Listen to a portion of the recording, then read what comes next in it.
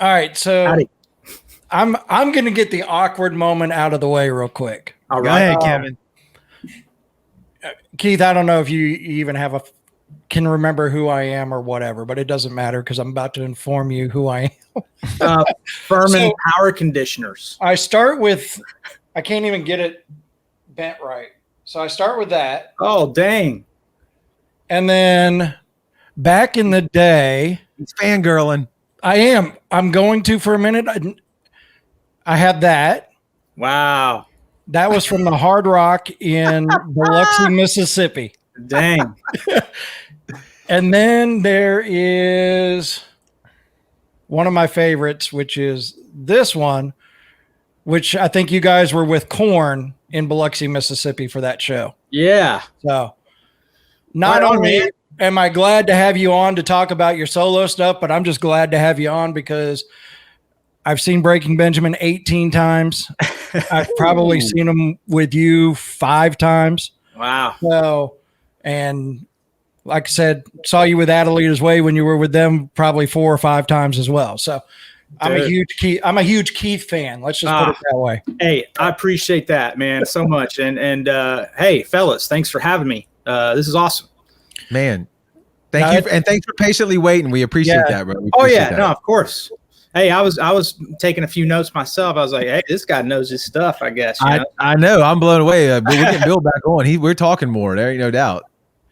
So I guess my question to you is, I have another show on our radio station called Got You Covered that you had put out a cover of The Look that I play on there. And now I don't know if a lot of people know how influential you've been in some of the most recent music across the board with multiple bands. And now you're doing your own stuff. So tell us a little bit about that. Yeah. Gosh, I mean, as far as the influencing of others, I mean, it's super flattering and it's an honor, honestly. I'm just, trying to write songs, keep busy and putting out music as much as I can before I get too old and get to a point before I, can't use my hands and can't use my voice anymore. So that's kind of the way I look at it. And same with the solo stuff. Obviously my regular band keeps me quite busy when, everything's, when the world is operational and running on, full cylinders. But yeah, it's kind of one of those things where, if I have some downtime in between, tours and stuff, I've kind of tried to take that time and use it. I guess stay busy and just keep putting out music. And obviously the pandemic hit and we've all got a plenty of time on our hands now. So it was kind of something I really wanted to, try and cultivate and release music. So yeah. Was the solo stuff already in the works or was it something that was a byproduct of the pandemic and the downtime?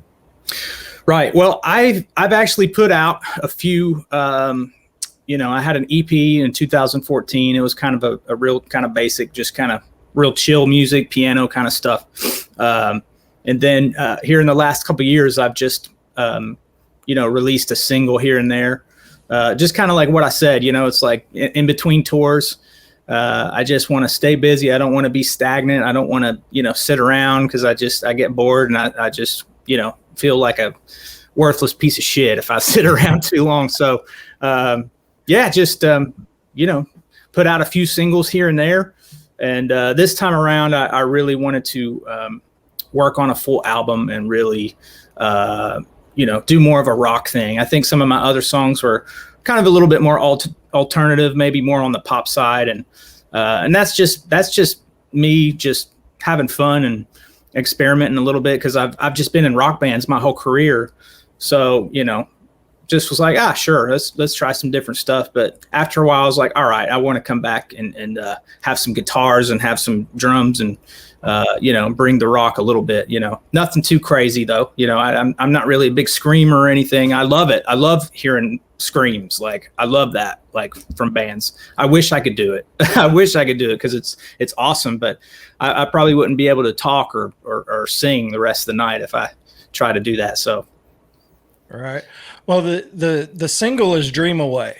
And I think the official ad date was last Tuesday. Right. And our little internet station, we jumped on it a week early just because it was you. That's awesome. But and I love the tune. Just tell us a little bit about what's behind that song. Sure. Well, it's funny. I've had that question a lot. Is this something you kind of worked on during the pandemic? And it's funny because you listen to the lyrics and you listen to kind of what I'm singing about and the story in the song, and it sounds like something that someone would write when they're just stuck at home and they're trying to get out of that negative headspace. But really, I wrote it before all this happened, which was crazy because, it was a little bit of, I don't know, it was almost predictive in a weird way. But yeah, it's funny. One of my friends was telling me, after everything kind of shut down and I hadn't had all the songs completely finished. I was still kind of listening to mixes and stuff. I sent it out to a couple friends of mine to just kind of check it out. And one of my friends was like, dude, this song describes like what's happening and like what how I feel right now. And I just was like, man, it kind of does, just kind of isolated and just longing to get to that place of normalcy or some kind of better headspace or, just more of a positive horizon. But no, I wrote it and we recorded it January of last year. So wow. It's over a year old. And I've just been holding on to it on my computer, all these songs. Honestly, the year was so awful. 2020, that is. I didn't want to release it in 2020. I didn't want to have, 2020 on it written forever. So I was like, I just want to clean slate and wait till 2021 and, do it that way. So that's awesome. So, do you plan on, with being 2021, of course, I mean, we're talking probably a while before we see actual shows again and stuff like that, but do you plan on doing any shows solo with this stuff or? Yeah, it's definitely, the plan, obviously, schedule permitting with Breaking Ben and of course, when it's safe. Right. I definitely don't want to try and get out there prematurely. I want to make sure that it is, safe for everybody. But definitely I've been talking a little bit to some people about, some possible live stream stuff, all last year, I sat at home and I watched all these bands do the live streams and some of them were so cool. And I was just like, man, they did it the right way. Like the Under Oath one was so sick. Oh, yeah. I mean, so sick. And those guys are so good. So I was kind of like, all right, I want to at least just, if I can't get it that quality, I want to at least just kind of, think about this and at least make it a little bit, better than me just sitting there with my iPhone. Like, here's a song, So that works too, though. That does work too. Sure. Now we will say that. Yeah, no, for sure. At one point I kind of just broke down and said, I'm just going to do it. And I did like a Fleetwood Mac cover like a few months back. Was that before the Cranberry Juice shit or after? It was inspired by. I was like, I'm hearing this song everywhere. I was like, screw it. I'm just gonna, sit the phone down and, give it a whirl, and it was fun. But that was just iPhone. I was outside, and of course, traffic was going by. I could hear like birds and stuff, and I was like, shut up, guys. I'm trying to do this here. But ambiance, sir. That's ambiance. Exactly. It's just part of the experience, Part of experience. Yeah. Nice. So I guess my next one, and you can elaborate a lot more than some. So before Breaking Benjamin, before Out of Lita's Way, there was Copper, right? That you were in, and I remember Copper from my early radio days. Wow. And things like that. But you've been in this business for quite a while. And if you were to tell somebody that's up and coming and just now starting to break free and starting to get some music put out there, what would you tell them would be the best attributes for them to continue going into this music business that we have now? Yeah, well, first off, dude, I'm honored that you remember the good old days of my first band. Yeah, it was, you know, and you know, pretty much what you know, the guest before me tonight that you guys had was saying. It's a different world. It's a different business. It's, you know, and it's just going to keep changing. You know, we all, us as musicians and, you know, even fans, how we get our music, you know, it's just a fluid kind of thing. It's constantly changing. So, but you know, I really think back about, you know, those days and just being in the van and just being a you know, having a bunch of friends and, you know, getting in the garage and working out the songs for the first time. I mean, it's amazing. It's I wouldn't trade it for the world. And, you know, as far as advice goes, you know, never give up. That's probably my biggest thing. And other than that, and if not so equally important, just write the best songs you can, you know, the best songs you possibly can, record them the best you can, because it's a first impression, you know, a lot, you know, if you're going to play a demo for somebody or whatever, make sure it's perfect as it can be, because, you know, even if, you know, if you got to explain certain lyrics, or if you got to be like, oh, well, you know, look, the drums were a little, we were in the bathroom and we just want, you know, and we still got to mix it, you know, it's like, don't play it yet, you know, make sure it's ready to go. So, but, yeah, it's all about, just for me, the only reason I'm here is because I never gave up, and there was plenty of opportunity, to do that. Because you know, there was plenty of doors that, you know, there was no signs of opening. And it was one of those things I just had to just be persistent and stay the course and, you know, work on my craft and work on trying to, you know, be a better songwriter, a better singer, you know, all the while still just, you know, trying to keep the faith. But there was plenty of times where I thought to myself, oh man, this might be it. I better figure out what to do. And, you know, obviously you got to, you know, get some jobs and just kind of try to survive and stuff. But I still never let go of the dream of being able to do this and, you know, have a career. Like you said, I mean, dude, it's been over 20 years, right, that I've been, you know, plucking away. So, yeah, it's cool, but it, you know, makes me appreciate it. Makes me appreciate, you know, where I've come from, you know, all the experiences, all the different band members and, you know, tours and stuff, you know, nothing but gratitude. So. Oh, awesome. Jared, you got anything? No, man, I'm just sitting back and listening because I think what our audience is like, I've said it a couple times on tonight's show, you know, they're the guys that are climbing up the ladder, like struggling to like what you mentioned, man, you touched on it perfectly. Like that balance between, I want to keep going, but this door got slammed in my face.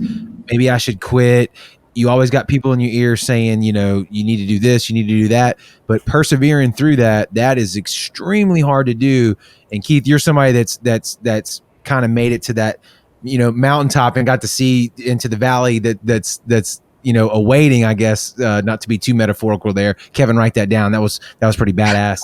I got you know, but like sometimes you give up before, you know, the moment hits, and you didn't. And so I love that our audience gets to hear that, man, because it does happen for people, and you're telling them that keep going, man. That's a great message. Yeah, well, you know, look, it's a lot of things. You know, it's definitely hard work, and it's definitely just the belief. You know, just you know, a lot of people talk about, you know, the law of attraction and just willing, you know, speaking things into the universe and all that stuff. You know, I don't know if any of that works, but you know, you know, it's one of those things. I kept it in my mind. I kept thinking, man, I really want to get to this level. I want to, set goals, and you think about those goals and you make those little tiny steps to kind of make those things happen. And I mean, plus obviously there's a lot of luck. There's a lot of luck that goes into it. But well, like you say though, making the goals though, because you have to know where you're going. You don't jump in your car and just drive around the neighborhood for an hour and a half. You should have a destination, right? And if you have that and you work hard at it, those things that people call luck sometimes is, you've all heard the cliche when preparation meets opportunity, right? That's true, man. That's true. And then people call that luck on the outside looking in. Well, it's like, I worked my ass off to make that happen, right? Sure. It's like, another way of saying the same thing is you put in all that hard work in hopes that it sets you up to be lucky. Correct. So. And one little thing I've learned just even outside of music is that if you put in the work and it doesn't happen when you think it should, keep putting in the work, because it may happen over here, or it may happen a week later, or you may make a connection when you thought you failed that then pays off later. And it's just this big snowball effect, right? So yeah, absolutely. And plus just, look, you put everything into something, and if at the end of the day, things don't go your way, and it ends up kind of you pivot your direction and what you want to do with your life or whatever. It's like you won't have any regrets, because you're like, look, I gave it my all. I left it all on the field, I guess, if you will. Correct. I don't know. Yeah, and like you mentioned too, though, the takeaway from that is even if you don't, like, what's the goal? You didn't get signed or make millions of dollars and go on tour. Guess what? You still wrote a bunch of killer music, and it's art. And just like you did when you went home, you still kept writing for yourself. What did they say? Rock stars come and go, but musicians keep playing forever. So that means more to me than anything else. That's awesome. Yeah, for sure. Absolutely. Cool. Well, Keith, thank you so much for spending a little time with us tonight, giving us some insight.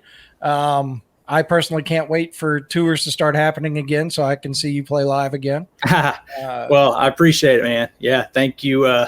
Thanks again for having me, and I can't thank you enough for featuring my new song, and throwing me on the cover station too, man. That's awesome. I appreciate it. Yeah, it's good stuff, and we appreciate you, everything that you do on the music side of things. And when you're ready to tour on that solo stuff, if the world gets back to like some form of sanity, let us know, man. Kevin and I are behind the scenes right now trying to figure out some kind of way that we can get some music down here in Biloxi, because I know the need is there, the want is there, and we want to pull some of the artists that we're talking to on this platform into a venue. So awesome. So give us a heads up. Yeah, dude, I most definitely will. I'm, in my situation, I don't have any expectations. I'm not new to this, but in this kind of instance, I am new to this. I completely don't expect anybody to know who I am or anything like that. I'm just like starting out. So I will play anywhere and everywhere and meet whoever, whenever. And yeah, man. That's awesome. That's a clip for our audience. That's the guitar player from Breaking Benjamin saying that, guys. Challenge accepted. So if you're in your local town and you're demanding all this shit, and you just heard him say that, you need to take notes. There you go. Look, I mean, that's what it's all about. That's what it's all about is the connection with people, and I consider myself incredibly lucky to be in a band that has a great fan base, and obviously I'm trying to build that name for myself as well. And so that's really where it begins and ends is the fans. So awesome. Well, thank you so much, and good luck on the future. And when you're ready, if you want to come back on the show and talk about anything, let us know. Awesome. Yeah, I appreciate it. You won't get a no out of us. Hell yeah. All right, Keith. Thank you, brother. Thank you, Keith. See you guys. Have a good one. You too.